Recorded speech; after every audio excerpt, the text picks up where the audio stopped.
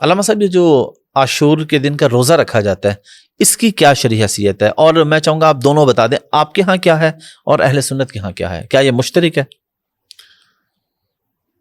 عاشور کا روزہ ظاہر ہے کہ یہ تاریخیں تو پہلے سے ہیں، محرم، سفر، یہ مہینے اسلام نے تو نہیں متعارف کروائے، پہلے سے ہی ان کے ہاں رواج تھا یہ. جی بالکل. اب بعض جو ایام تھے ان کے اندر کچھ مناسبتیں بھی پیدا ہو گئیں، تو اب عموماً محرم کے وقت جب آتا ہے، مثلا ہم خود محرم میں حرمت محرم کانفرنس کرتے ہیں، تمام مسالک کے علماء کو بلاتے ہیں تاکہ محرم کے پیغام اچھے طریقے سے جائے. تو اکثر اہل سنت جو علماء آتے ہیں نا، تو وہ محرم کے حوالے سے یہی باتیں کرتے ہیں کہ محرم بڑا مقدس مہینہ ہے، اس کا روزہ مستحب ہے، اس کے روزے کی بڑی فضیلت ہے، فلاں روزہ. یعنی ان کے پاس اس کے علاوہ یا پھر بعض اور باتیں کرنا شروع کر دیتے ہیں کہ بعض کوئی تاریخی مناسبتیں کہ یہ وہ دن ہے جس دن حضرت آدم کی توبہ قبول ہوئی تھی، یہ وہ دن ہے جس دن فلاں ہوا تھا. خوب ظاہر ہے کسی تاریخ میں تو مستند میں تو نہیں ہیں یہ چیزیں. مستحب روزوں کی ہیں، اپنی چارٹ ہے اس کا بنا ہوا، وہ آپ رکھ سکتے ہیں، کسی دن بھی رکھ سکتے ہیں. کچھ ایام کی فضیلت بیان کی گئی ہے کہ ان ایام میں رکھیں تو زیادہ بہتر ہے، لیکن کچھ ایسے ہی عمومی معیار بیان کرتے ہیں کہ روزہ کسی دن بھی رکھ سکتے ہیں آپ.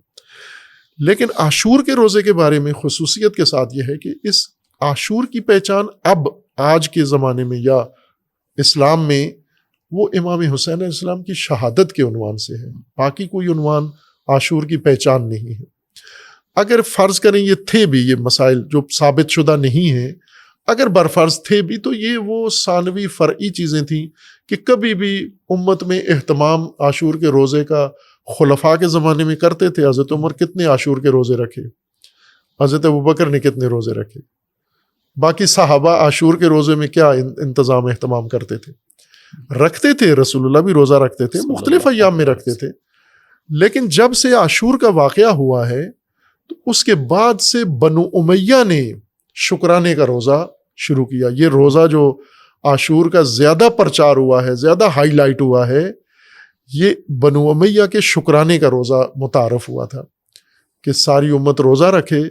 چونکہ یزید کو کامیابی حاصل ہوئی ہے اپنے مخالفین پر، دشمنوں پر فلاں، اور ظاہر ہے کہ حکومت جیسے آج حکومت ہے تو اب آپ سرکاری کمیٹیاں دیکھ لیں، جیسے رویت ہلال کمیٹی ہے، فلاں کمیٹی ہے، اسلامی نظریاتی کونسل ہے، علماء بیٹھتے ہیں نا یہاں. کون سے علماء ہیں جن کو حکومت معین کرتی ہے؟ یہ سرکاری علماء کہلاتے ہیں. اسی طرح آج تو غیر سرکاری نجی ادارے علماء نے اپنے بنا لیے ہیں، مدرسے بنا لیے ہیں، مساجد اپنی اپنی ہیں. لیکن صدر اسلام میں اپنی نجی مسجدیں نہیں ہوتی تھیں. یہ آپ کو تاریخی نقطہ ذہن میں رکھنا چاہیے. نجی مدرسہ کسی کا نہیں ہوتا تھا، الاؤ ہی نہیں تھا، نہ وہ بناتے تھے نہ انتظام کرتے تھے. یہ سب اہتمام حکومت کا ہوتا تھا. عرب میں آج بھی ایسے ہی ہے، آج بھی ایسے ہی ہے. پرائیویٹ مسجد نجی نماز جمعہ نہیں ہوتی تھی، نجی مجلس نہیں ہوتی، وہ سب کچھ حکومت کے زیر اثر ہوتا تھا.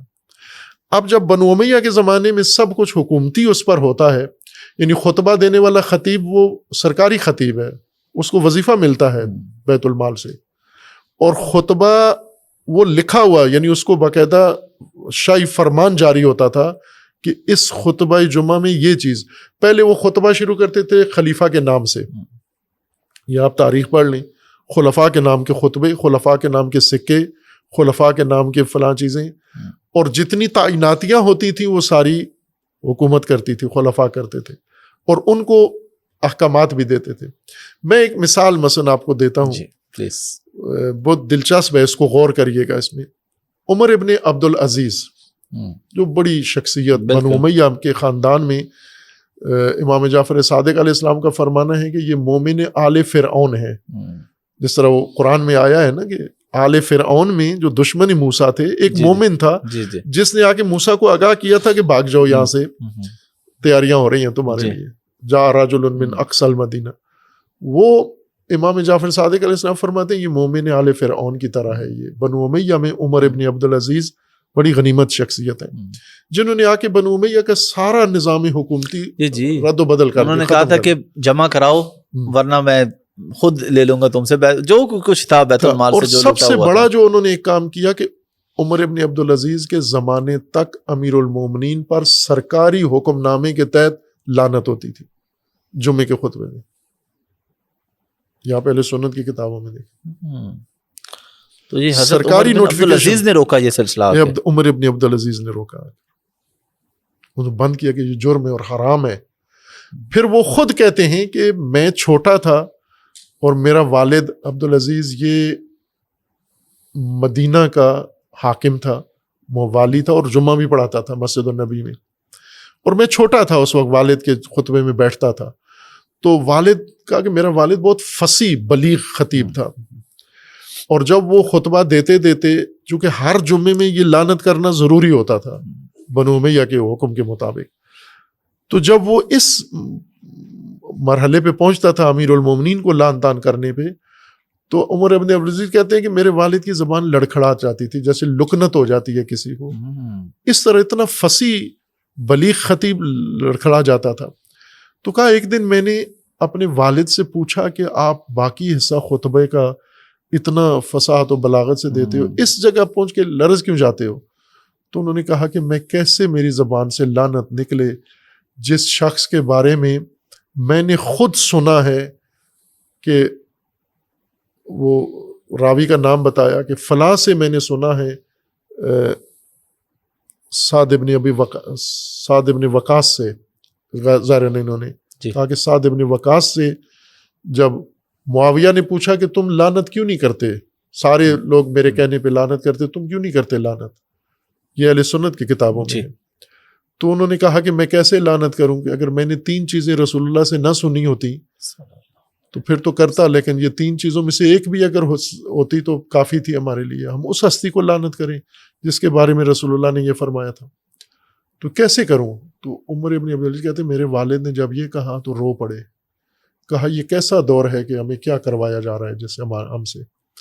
یہ وہ شخص ہے جنہوں نے روکا آ کر اس سلسلے کو, منع کیا کہ آپ یہ کام نہیں کر سکتے, یہ غلط ہے یہ بات.